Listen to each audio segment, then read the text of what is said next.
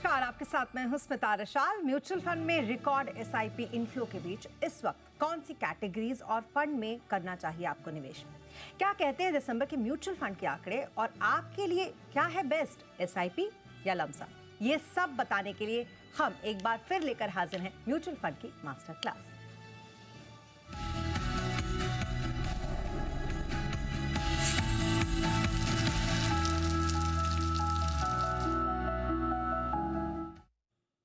और ये पूरा एनालिसिस समझने के लिए हमारे साथ मौजूद हैं जी बिजनेस के मैनेजिंग एडिटर अनिल सिंघवी। उनसे समझेंगे हम पूरा एनालिसिस। Good morning sir. कैसे लगे इस बार आपको एमफी के नंबर? बस ठीक है, कहीं कोई समस्या नहीं है। जो ट्रेंड है अच्छे मजबूत आंकड़ों का पैसा आने का वो बरकरार है। पहले कुछ आंकड़े आपके सामने रख दूं। दिसंबर महीने में जो आए म्यूचुअल फंड के एयूएम हल्का सा घटा है। 80 हज़ार करोड़ से घटकर 80,23,000 करोड़ तो कोई खास बात नहीं। मुश्किल से 50-55 हज़ार करोड़, वो इतने बड़े 1 लाख करोड़ में इतना फ़र्क नहीं पड़ता। इक्विटी फंड्स का एयूएम जो ज़्यादा इम्पोर्टेंट है वो बढ़कर ही आया है। 35,66,000 करोड़ से बढ़कर 35,72,000 करोड़। वो अलग बात है, 5,000 करोड़ बढ़ा तो मतलब कोई ज़्यादा भी बढ़ा नहीं, तो इसलिए न ओवरऑल एयूएम कम हुआ उसमें दुखी होना है, इक्विटी का बढ़ा तो बहुत कूद के खुश होना है। इक्विटी इनफ्लो थोड़ा सा घटा है, 29,900 करोड़ के मुकाबले में 28,000 करोड़ के आसपास आया, यानी कि 1800-1900 करोड़ रुपए थोड़े से कम आए, विच इज़ फाइन। डेट का एयूएम घटा है, इसी वजह से ओवरऑल एयूएम घट कर भी आया है। यहाँ पर थोड़ी सी कमी होती दिखी। डेट में तो सीजनल है, कभी भी कम ज़्यादा होते हैं और उसका ज़्यादा फर्क पड़ता भी नहीं है। आउटफ्लो थोड़ा सा वहाँ पर 1,32,000 करोड़ का रहा है। म्यूचुअल फंड से नेट अगर डेट इक्विटी सब मिलाकर देखें तो 66,000 करोड़ के आसपास का पैसा निकला है, ये आप मानकर चल सकते हैं। और सर इस बार सुपरस्टार एसआईपी रहा, 31,000 करोड़ के पार एसआईपी। कैसे लगे आपको एसआईपी के नंबर? भरोसा बरकरार है। एक्चुअली इंडियन रिटेल इन्वेस्टर्स का टेम्परामेंट और माइंडसेट पूरी तरह से बदल चुका है। वो जल्दी से पैसा निकालता नहीं, बल्कि डिसिप्लिन के तौर पे पैसा लगा रहा है। दिसंबर के महीने में 31,000 करोड़ का निवेश आया है एसआईपी के जरिए। पहली बार 31,000 के पार निकला। इनफैक्ट पहले 31 क्या, पहली बार 30,000 के भी पार निकला है। तो पुराना जो हाई था 29,500 करोड़ के आसपास का था अक्टूबर का। नवंबर में 29,445 करोड़ आया था। दिसंबर में एयूएम जो बढ़ा है एसआईपी का वो बढ़कर 10,000 करोड़ से बढ़कर 16,63,000 करोड़ पहुंच गया है। कुल मिला के जो म्यूचुअल फंड का एयूएम है उसमें एसआईपी का एयूएम लगभग 21% के आसपास पहुंच चुका है। और वो इसलिए अलग से देखना जरूरी कि ये एक स्थायी रेगुलर इन्वेस्टमेंट वाला पैसा माना जाता है, इसलिए इसे देखना भी ये जरूरी है। अब आइए, नए अकाउंट कितने बंद हुए, कितने खुले? तो करीबन 52 लाख एसआईपी अकाउंट बंद होते हुए दिखे हैं दिसंबर के महीने में। और नए जो खुले हैं वो करीबन 60.5 लाख खुले हैं, यानी कि अकाउंट बंद कम हुए हैं, खुले ज़्यादा हैं। और दिसंबर के महीने में ओवरऑल म्यूचुअल फंड में 26 लाख नए पोर्टफोलियो भी खुले हुए हैं। तो कुल मिला के ये कि एसआईपी बढ़ ही रही है। एसआईपी स्टॉपेज रेशियो इसी वजह से 85% के आसपास ही आया। आप देखिए, आपके सामने टेबल आएगी। इस महीने एसआईपी स्टॉपेज रेशियो 85% है, थोड़ा सा ज़्यादा है। हल्की से एसआईपी ज़्यादा मेच्योर हुई है। नवंबर में 76% थी, अक्टूबर 77%, 75%, इसी रेंज में चल रहे हैं कमोवेश। तो ये आपके लिए नई एसआईपी जब तक ज़्यादा आ रही है कोई चिंता की खास बात है नहीं। और इसी वजह से आप देख रही हैं स्मिता की लगातार एसआईपी का एयूएम भी बढ़ते हुए दिख रहा है आपको। बिल्कुल सर। और इक्विटी, इसका ट्रेंड क्या कहता है सर? इक्विटी का ट्रेंड अच्छा है, थोड़े से कुछ इंटरेस्टिंग बदलाव है अलग अलग तरह के फंड्स में, वो समझना जरूरी है। फ्लेक्सी के ऑफ लेट ये सबसे पॉपुलर हो चुका है और स्पेशली साल 2025 में इसकी पॉपुलैरिटी काफ़ी बढ़ी है। और नवंबर महीने से करीबन 2,000 करोड़ रुपए ज़्यादा आए फ्लेक्सी कैप में। सबसे ज़्यादा पैसा फ्लेक्सी कैप फंड में ही आया है, 10,000 करोड़ का। मिड कैप में थोड़ा सा कम हुआ है, लार्ज और मिड कैप में भी हल्का सा कम हुआ है नवंबर के मुकाबले में। स्मॉल कैप में भी कम हुआ है, मल्टी कैप में भी कम हुआ है। कुल मिला के एक ही फंड है, सारे फंड्स में से अलग अलग फंड्स में पिछले महीने के मुकाबले में थोड़ा पैसा कम आया है। एग्जिट नहीं हुए लोग, नया पैसा कमाया, लेकिन सबसे ज़्यादा पैसा अगर कहीं आ रहा है तो फ्लेक्सी के फंड्स में आ रहा है। बिल्कुल। और हाइब्रिड फंड, इसके बारे में आपके क्या? अब हाइब्रिड फंड में क्या है कि सब तरह की एसेट क्लास है, इक्विटी भी है, डेट भी है। ऑफ कोर्स ज़्यादा इक्विटी वाला ही पैसा उससे मानते हैं हम। तो हाइब्रिड फंड में मल्टी एसेट एलोकेशन फंड है, यहाँ अच्छा पैसा आ रहा है। ये क्या हो क्या रहा है, सोने चांदी की तेजी, फिर रीट्स भी अभी आ गए हैं, इन्वेस्ट आ गए हैं। उसके अलावा फिक्स इनकम में भी थोड़ा बहुत अगर लोगों को पैसा डालना है तो मल्टी एसेट एलोकेशन फंड में काफ़ी जा रहे हैं। और यहाँ पर 5,300 करोड़ से 7,400, 2,000 करोड़ यहाँ ज़्यादा आया है पैसा। बैलेंस हाइब्रिड फंड लगभग थोड़ा सा हल्का सा ज़्यादा आया है। बैलेंस एडवांटेज फंड में थोड़ा सा पैसा कंपैरेटिवली कम आया। लेकिन हाइब्रिड फंड में मल्टी एसेट एलोकेशन फंड और इक्विटी फंड में फ्लेक्सी कैप फंड ये एकदम मजबूती से आगे। बिल्कुल सर, आपने इतनी अच्छे तरीके से शुरुआत ही की कि एमफीस के नंबर आपको ज़बरदस्त इस बार लगे, लेकिन एओएम में हल्की सी गिरावट है। चिंता करें इस बात की? नहीं, किस बात की चिंता, काहे की चिंता, कोई चिंता नहीं। क्या है इसमें, मतलब इतने बड़े 80 लाख करोड़ की इंडस्ट्री में 1000, 2000, 1500 करोड़ कोई खास मायने नहीं रखता है। 1-1.5% है अगर, और ऐसे तो फिर ये हो जाएगा कि आप जैसे सेंसेक्स निफ्टी हर रोज देखते हैं वैसे आप हर महीने म्यूचुअल फंड के आंकड़ों से एक महीने से थोड़ी ट्रेंड बनता है। एक महीने के नंबर से कभी ट्रेंड नहीं बनता। सो कहने का मतलब ये है कि इक्विटी में थोड़ा है, कम ही सही, लेकिन 28,000 करोड़ का पैसा है। मैं अगर किसी को चिंता करनी है इन आंकड़ों को देखकर, तो मैं उनको एक फॉर्मूला देता हूँ कब चिंता करनी चाहिए। जिस दिन आपको इंडस्ट्री में से महीने में 28,000 करोड़ निकलता हुआ दिखे, ओके। ये नया पैसा आया, 29,000 करोड़ की जगह 28,000 करोड़ आया, उसमें इतनी चिंता, 1,000 करोड़ कम आया, और 28,000 करोड़ एक्स्ट्रा है, वो पिछले वाला में 29,000 तो है ही है आपके पास, 28,000 और आया है। जिस दिन ये 28,000 करोड़ महीने महीने निकलने लगे ना, तब पसीना बहेगा, तब टेंशन में आइए। अभी काहे की टेंशन, बढ़िया है, first class. SIP record high पर है, पहली बार 31,000 करोड़ पे पहुंचा है, कोई टेंशन वाली बात ही नहीं है। रेगुलर वाला डिसिप्लिन वाला पैसा आ रहा है, ये बढ़िया है ही। दिसंबर में एसआईपी का स्टॉपेज रेशियो 85% है, वो भी ठीक है। आपके एसआईपी जब तक नए ज़्यादा खुल रहे हैं, नेट पॉजिटिव है, बहुत बढ़िया। नए फोलियो 26 लाख और खुले हैं नए, और क्या चाहिए। नए इन्वेस्टर आपको 25-25 लाख इन्वेस्टर एक महीने में मिल रहे हैं, क्या चाहिए। इस स्पीड से तो आप हिंदुस्तान के कितने इन्वेस्टर अगले 10 सालों में सबको आ जाओ अंदर सब वैसा। गोल्ड ये बड़ा पॉपुलर रहा है इस बार, हाँ इसका जिक्र है। सबसे ज़्यादा, इनफैक्ट इक्विटी फ्लेक्सी के फंड में से भी ज़्यादा पैसा गोल्ड में आया है। अल्टीमेटली कुछ भी कहो, हिंदुस्तान के लोगों को जो गोल्ड पसंद है वो कहीं कहीं दिख ही जाता है। तो 11,600 करोड़ रुपए वहाँ पर आए हैं, ये अच्छा है। फ्लेक्सी के फंड की जैसे हमने बात की, ये सब तो इक्विटी में पहली पसंद है। ये large mid cap small cap शेयरों में इन फंड्स में पैसा थोड़ा सा घटा है। एयूएम थोड़ा सा कम जरूर है, लेकिन कोई मुझे ऐसी खास चिंता की बात नहीं लगती, ऑल इज वेल।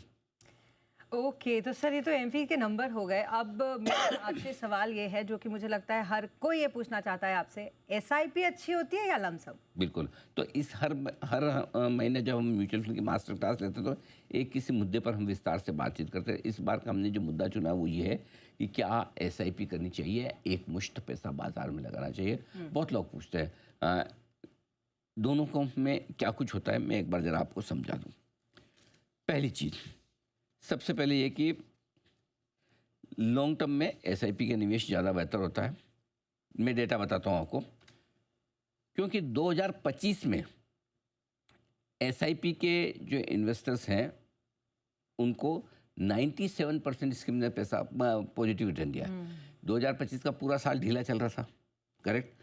ये तो नवंबर में जाके मार्केट ने फिर से हाई बनाया, तब तक तो हाल ख़राब था। 14 महीने तक बाजार ने कुछ किया नहीं। उसके बावजूद जितनी इक्विटी स्कीम्स हैं उसमें से 97% स्कीम पॉजिटिव बन रही है। अब इससे ज़्यादा क्या चाहिए, साल दर साल आप देखते हो ना लो पॉजिटिव रिटर्न आया है। अब इसमें एक फॉर्मूला बताता हूँ।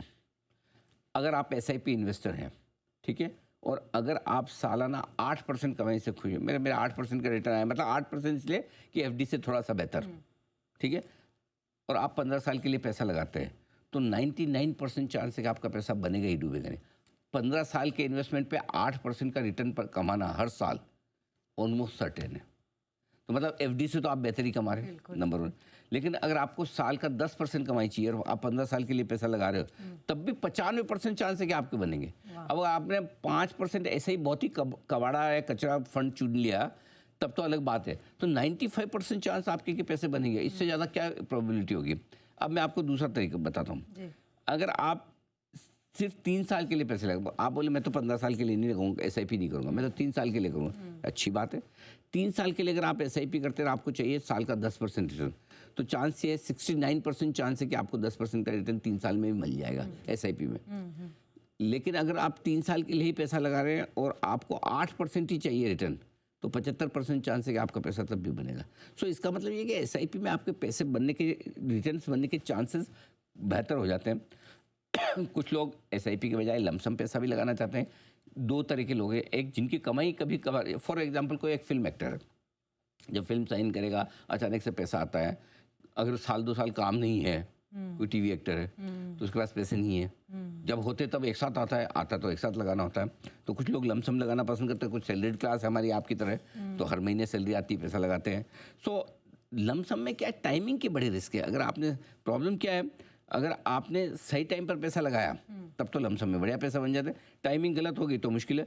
अब इसमें ना लमसम में मैं आपको कुछ बढ़िया डेटा देना चाहता हूँ। उसमें कि 3 से 5 साल का अभी जो पीरियड गया है, इसमें लमसम इन्वेस्टमेंट में एसआईपी से थोड़ा ज़्यादा पैसा बना है। लेकिन अगर 1 साल, 10 साल, 15 साल का व्यू आप लेकर चलते हैं तो एसआईपी में पैसा ज़्यादा बढ़िया बना है। अब देखिए, जैसे 1 साल का व्यू है, आपके सामने एक टेबल आ रही है, उसमें 1 साल के व्यू में जो भी एसआईपी का रिटर्न है वो लमसम रिटर्न से काफ़ी ज़्यादा है। मतलब जहाँ लमसम में लार्ज कैप में 11% का रिटर्न रहा है, एसआईपी में 18% है। लार्ज कैप में 18%, 7% ज़्यादा होना बहुत बड़ी आउट परफॉर्मेंस है। लगभग 60% की आउट परफॉर्मेंस होती है। इसी तरह से मिड कैप में अगर आएंगे, एचडीएफसी मिड कैप फंड में लमसम में कितना बना है? 7.25%।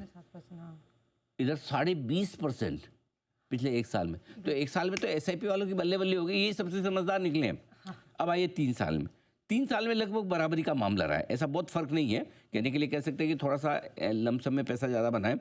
For example ICICI Pru large cap में 19% लमसम में आया या 17% आया। सो लगभग बराबर है 3 साल में। अब आइए 5 साल का व्यू ले लीजिए। 5 साल में भी लगभग बराबर है एसआईपी में और लमसम में। तो लमसम में कोई बहुत बड़ा आउट परफॉर्मेंस नहीं हो रहा है। जबकि आप 10 साल में देखिए, 10 साल में लमसम में आपके लिए ज़्यादा बेहतर दिखेगा। 15% की बजाय वहाँ 16.5% रिटर्न आ रहा है। एचडीएफसी वाले में भी 18.5 की बजाय 21% आ रहा है। तो 10 साल में अगर आपका 2% रिटर्न भी एक्स्ट्रा बनता है हर साल, ये सालाना रिटर्न है, एन्युअलाइज्ड है, एब्सोल्यूट रिटर्न नहीं है, तो बहुत बड़ी आउट परफॉर्मेंस हो जाती है। अब आइए 15 साल के पीरियड में, तो 15 साल के पीरियड में 2% की आउट परफॉर्मेंस है एसआईपी की लमसम के मुकाबले में। सो इसका मतलब ये है कि अगर आप जितने लॉन्ग टर्म के लिए पैसे में जा रहे हैं और जितना एसआईपी में कर रहे हैं, वो आपके लिए थोड़ा बेहतर होता हुआ दिख रहा है। जी, अब सर जब आपने इतने अच्छे तरीके से डिटेल में इसको समझा ही दिया, तो बताइए कि कौन से निवेशक हैं जिनको एसआईपी करना उनके लिए सही रहेगा? हाँ, ये बहुत अच्छा आपने पूछा कि कौन से इन्वेस्टर्स हैं जिनको ऐसे एसआईपी में पैसा लगाना चाहिए। एक, जिनकी रेगुलर इनकम खुद की हो, क्योंकि एसआईपी का मतलब ही रेगुलर पैसा लगाना। तो आपकी इनकम भी रेगुलर होनी चाहिए, चाहे वो बिजनेस से हो, प्रोफेशन से हो, सैलरी से हो, किसी भी चीज़ से हो। लेकिन अगर आप रेगुलर कमा रहे हैं तो रेगुलर वाली क्यों करना चाहिए?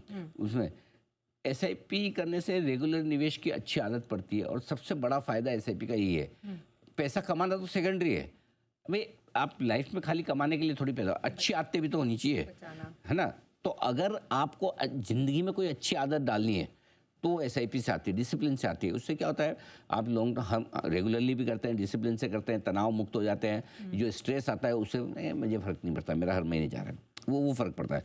फिर बाजार ऊपर हो या नीचे हो, आपका पैसा लगता है, ऊपर में भी लग जाता है, नीचे में भी लग जाता है। नहीं तो नीचे में आप लगा नहीं पाते। टाइमिंग करने की आपको ज़रूरत ही नहीं, दिमाग नहीं लगा। और नहीं तो क्या, जहाँ आप मिलोगे, अनिल जी और कितना गिरेगा, कब लगाऊं, रुकूं क्या अभी? अच्छा, मैंने बोला रुक जाना। मैंने बोला, पता चला 3 दिन बाद ही वापस मार्केट चल पड़ा। वापस 3 दिन बाद में पकड़ में नहीं आया। तो क्या है कि मार्केट टाइमिंग करने की आपको ज़रूरत ही नहीं है। एसआईपी में से पैसा डालने से एक बड़ा फ़ायदा कि मार्केट ऊपर नीचे हो तो भी आपका हर लेवल पे इन्वेस्टमेंट होता है, तो उसका असर भी आप पे कम होता है। और जैसे गिरावट के बाद रिकवरी आती है तो सबसे पहले एसआईपी पोर्टफोलियो में प्रॉफिटेबल पॉजिटिव रिटर्न आने लगता है। तो ये एक बड़ा फ़ायदा, आपका पोर्टफोलियो जल्दी से हरा होने लगता है। बाकी लोगों का तो भाव आने में टाइम है। अभी हो ही रहा था ना, देखो लोग बोल रहे थे कि ओ भाई देखो निफ्टी तो 26,000 हो गया, हमारा तो पोर्टफोलियो 30% डाउन है। अब मैं आपको बताऊं, आप देखो एचडीएफसी मिड कैप का आपके सामने अभी रिटर्न रखे हैं, क्या लमसम के मुकाबले में कितने तगड़े रिटर्न आ रहे हैं? वहाँ पर आ ही रहे ना, 1 साल में एचडीएफसी में 6% के बजाय 20% का रिटर्न आ रहा है। बिल्कुल। तो कहने का मतलब है कि अगर आप एसआईपी में पैसा डालें तो आपको फर्क नहीं पड़ा कि मेरे भाव नहीं आए, आपके उल्टा आपकी कमाई बेहतर हुई है। इसलिए कहने का मतलब ये है कि एसआईपी लंबे समय में ज़्यादा अच्छे से काम करती है। जितना ज़्यादा समय आप देंगे उतनी ही कमाई की संभावना एसआईपी में बढ़ जाएगी। बिल्कुल। और सर लमसम निवेश फिर किसके लिए होता है सही? लमसम निवेश बाजार की टाइम, लमसम में जिसके पास एक मुश्त पैसा आता हो उन लोगों के लिए लमसम निवेश है। लेकिन इसमें क्या, टाइमिंग बड़ी इंपॉर्टेंट हो जाती है और टाइमिंग की ही रिस्क है लमसम में, और कोई रिस्क नहीं है। ऐसा नहीं कि लमसम का मतलब आपका पैसा डूब जाएगा कि क्या करेंगे क्या नहीं करेंगे, ऐसा कुछ प्रॉब्लम नहीं है। लेकिन टाइमिंग की रिस्क हमेशा रहती है कि अगर आपने सही टाइम पे पैसा नहीं डाला तो क्या करोगे। और वो क्यों है मैं बताता हूँ। होता क्या है स्मिता, के आम तौर पर लोगों की आदत है, तेजी का मार्केट होगा तभी पैसा लगाएंगे। एनएफओ भी आप देखते हैं सारे तेजी के मार्केट में आए, इस महीने सिर्फ 2 एनएफओ है। एनएफओ भी नहीं आते मंदी के मार्केट में, खराब मार्केट, तो आपका पैसा भी उसी वक्त जाता है। प्रॉब्लम ये है कि ज़्यादातर लोग टॉप में पैसा लगाते हैं, टॉप में लगाते फिर दुखी होते हैं, फिर जैसे मार्केट गिरता है उस समय निकाल देते हैं। तो ऐसे में गलत समय पे पैसा लगाने से कई सालों तक आपका रिटर्न नहीं बनता। अगर आप मार्केट को बहुत अच्छे से समझते हैं, स्किल है, ट्रेंड है, आपके पास बहुत अच्छा एडवाइजर है, तो ही आप लमसम पैसा लगाएं। लमसम कैसा है, देखो क्रिकेट समझती हैं ना आप, बिल्कुल। क्रिकेट में कैसा 20-20 मैचेस हैं। आप लमसम का मतलब आप टाइमिंग करते हो, क्रिकेट में भी 20-20 में भी आपको बॉल की टाइमिंग करनी, मारना है, शॉट मारना है बड़ा। क्या होगा, या तो 6 ही जाएगा और बराबर बॉल पे टाइमिंग नहीं हुई तो आपका कैच आउट है। सेम ऐसा ही है इधर भी, अगर आपने एकदम सही टाइम पे एकदम बॉटम पे लगा दिया पैसे बन जाएंगे, नहीं तो गया काम से। बिल्कुल, तो मुझे लगता है आज एकदम क्लियर हो गया हर किसी को कि एसआईपी और लमसम दोनों में कौन है बेहतर। अब वक्त हो गया है फंड ऑफ द मंथ का।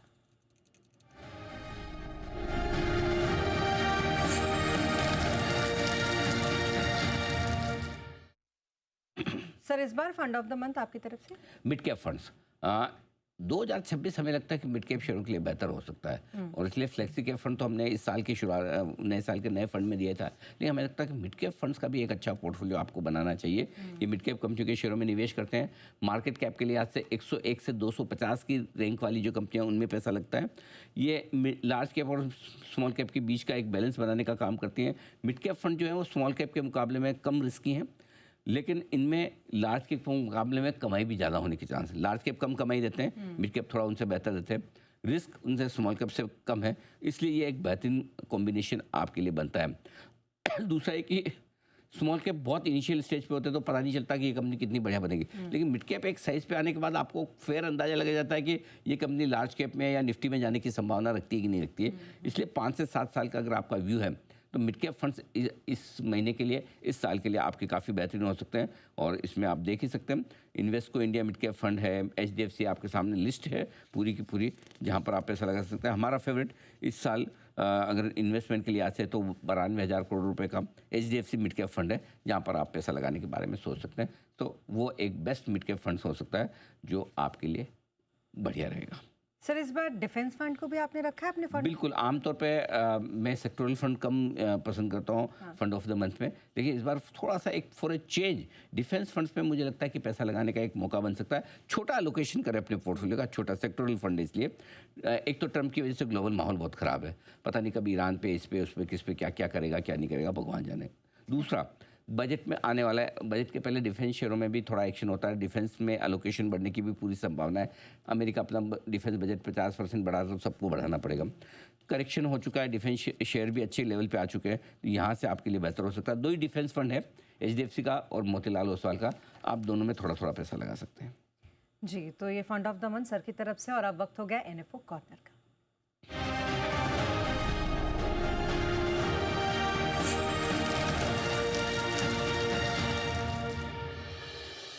सर, इस बार NFO में कहाँ रखे नजर अपनी? 2 फंड है, एक्टिव NFO और एक पैसिव है। एक्टिव में है Kotak dividend yield fund, equity scheme में ओपन एंडेड है, 19 जनवरी तक खुला है। ये उन कंपनियों में पैसा डालेगा जो पिछले 3 सालों में जिन्होंने डिविडेंड दिया है। FMCG हो गया, automobile, financial services, banking, NBFC, जो भी बढ़िया डिविडेंड दे रही है उन कंपनियों में पैसा डालने का इनका प्लान रहता है। तो ये एक अच्छा फंड है, अगर आप एक्टिवली डिविडेंड वाले अच्छे स्टॉक्स ढूंढकर उसमें पैसा डालना चाहते हैं तो आपके लिए कोटक डिविडेंड फंड है। एक पैसिव NFO भी खुला है, वो मोतीलाल ओसवाल का diversified equity flexi cap passive FOF fund of fund है। इसमें क्या है कि आप एक फ्लेक्सी कैप फंड स्कीम किसी एक फंड की लेते हैं, किसी दूसरे की लेते हैं, ये क्या करेंगे, ये बोल रहे हैं हमारे में डाल दो, हम अलग अलग फंड में जाके डाल देंगे, फंड ऑफ फंड है। तो मोतीलाल ओसवाल ने एक diversified equity flexi cap fund का फंड ऑफ फंड बनाया, तो आपको 4-5 फंड नहीं चुनने और एक ही चुनना, फिर ये आप ले सकते हैं। तो ये दोनों है, और इसीलिए हमने इस साल NFO ऑफ द मंथ के तौर पर कोटक डिविडेंड यील्ड फंड, 2 ही थे, दोनों में से एक चुनना था, तो मैंने कोटक डिविडेंड यील्ड फंड चुना है। तो ज़्यादा बता रहा हूँ ना, आजकल फंड ज़्यादा आ नहीं रहे जी। बिल्कुल बिल्कुल, तो ये रहा NFO कॉर्नर आपके लिए। और अब वक्त हो गया काम की बात का।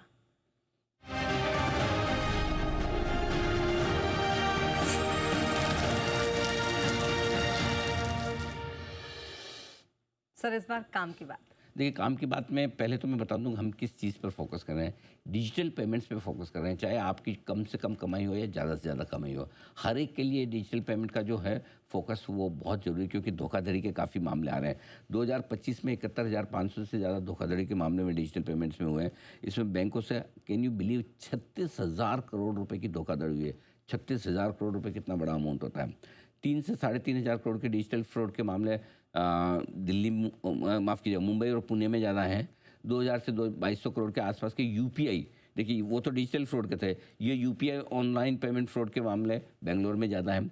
नोएडा में e commerce digital payment fraud के मामले 1,500-1,700 करोड़ के। हैदराबाद में सिम स्वैपिंग वाले मामले हैं, ये फेक मर्चेंट ऐप वाले हैं, वो 1,500-1,700। तो हर एक एरिया की भी स्पेशलाइजेशन है, अलग अलग तरह के फ्रॉड वहाँ पर डिजिटल के हो रहे हैं। तो ये ध्यान में रखना जरूरी है। यहाँ पर इस तरह के डिजिटल मामले फ्रॉड के बहुत बढ़ रहे हैं, इसलिए काम की बात में आपको ये ध्यान में रखना है। तो इससे बचेंगे कैसे फिर? हाँ, यह बहुत बढ़िया सवाल है, बहुत मुश्किल काम है, आसान नहीं, क्योंकि आपको इस तरह से फ्रॉड किया जाता है कि आपको रियल लगता है एकदम। तो पहली चीज़ तो ये कि डिजिटल पेमेंट शुरुआत होने से ज़िंदगी आसान तो हुई है, काम आसान तो हुआ है, लेकिन खतरे भी उतने ही बढ़ रहे हैं।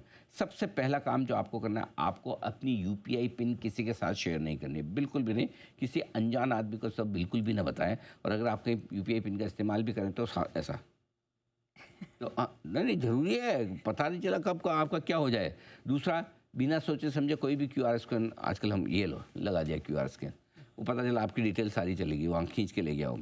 तीसरी चीज़ है, क्यूआर कोड अगर आप डाल भी रहे हैं तो पहले मर्चेंट को वेरीफाई कर लें कि वो मर्चेंट सही तो है कि नहीं है जिसको आप क्यूआर कोड के जरिए पैसा दे रहे हैं। अक्सर एसएमएस और ईमेल पे आपको एक लिंक आता है, भाई ये लिंक पे, फॉर एग्जांपल अभी मेरे को आया कल के, आपका एक चालान भरना है गाड़ी में पेनल्टी का। मैंने देखते मुझे थोड़ा डाउट हुआ, समझ में आ गया फर्जी है। नहीं तो आपको लगे अरे गाड़ी का चालान है, पता नहीं, चलो भर दो पैसे। ज़्यादातर लोगों को हाँ, उसके साथ वो आपकी सारी डिटेल्स ले लेता है। तो वो वाली तो, और ये जनरली ये सारी चीज़ें एसएमएस के जरिए आएगी या ईमेल के जरिए आएगी, इसको ध्यान में रखिए। एसएमएस और ईमेल के लिंक पे पेमेंट कभी ना करें, करना भी है ना तो उस वेबसाइट पे जाके करिए, ठीक है ना, ये अच्छा है। दूसरा, अनजान ऐप्स या वेबसाइट पर बैंक डिटेल्स ना डालें। कोई बैंक डिटेल्स मांगे, बैंक डिटेल्स नहीं देना मुझे, और कुछ बोलो, पैसे चाहिए ना पैसे दे दूंगा, बैंक डिटेल्स नहीं दूंगा। फिर पेमेंट सुरक्षा के लिए सबसे बढ़िया तरीका क्या है, आप अपनी सावधानी सतर्कता खुद रखें, दूसरों पर डिपेंडेंट ना रहें। और जैसे आपने कोई पेमेंट किया है, पेमेंट नोटिफिकेशन पर तुरंत अपना बैंक स्टेटमेंट चेक कर लें कि भाई उतना ही निकला है ना पैसा। पता चला धड़ धड़ बैंक स्टेटमेंट, पूरा बैंक का अकाउंट आपका खाली हो गया। कोई भी आपको लगे कि ट्रांजैक्शन थोड़ा सा मामला गड़बड़ दिख रहा है, संदिग्ध है, सस्पिशियस है, तो तुरंत बैंक को आप रिपोर्ट कर दीजिए।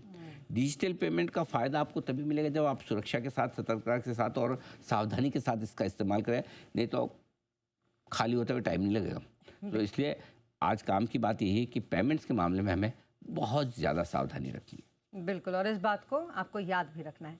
इसी के साथ thank you so much sir, इतनी अच्छी एनालिसिस करिए एमपी के नंबर से लेकर तमाम एसआईपी और लमसम से लेकर काम की बात तक। Thank you so much sir. और इसी के साथ इस बुलेटिन में फिलहाल इतना ही। आप बने रहे जी बिजनेस के साथ। नमस्कार।